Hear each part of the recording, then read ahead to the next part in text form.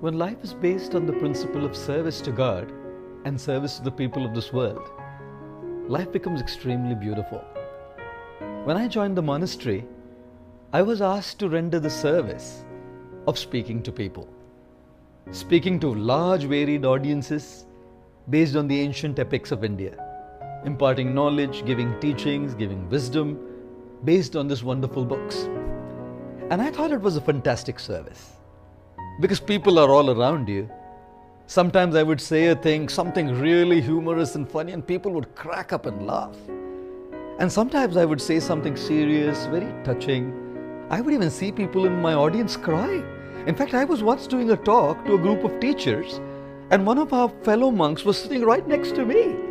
And I told a story of a teacher and a student, and I saw every single teacher in the crowd crying.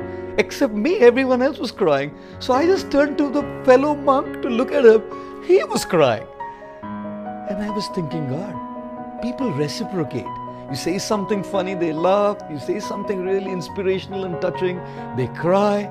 There is emotions involved with people. And it's such an incredible interpersonal dynamic, And I really loved doing that service. Years later, I was asked to do the service of speaking to a larger audience, to a global audience by doing video shoots. And I must tell you, God, it's so difficult. Because I'm actually a camera shy person, believe it or not. When people shoot me and they just post some clips, that's fine with me. But talking to a camera, it's a machine. It's just some electronic machine. The camera doesn't laugh. The camera doesn't cry.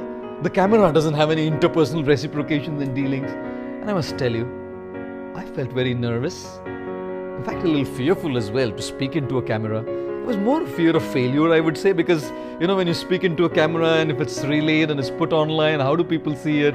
Otherwise, when I'm with people, people have seen me speak. And I decided, when the motive is to serve and contribute, we have to face our fears. We have to deal with our fears, face them, and rise above them. At some point of time, I had to decide to come and speak. So one day I decided, that's it. I have to come, speak in front of the camera. The first time I did it, believe me, we will post that video once.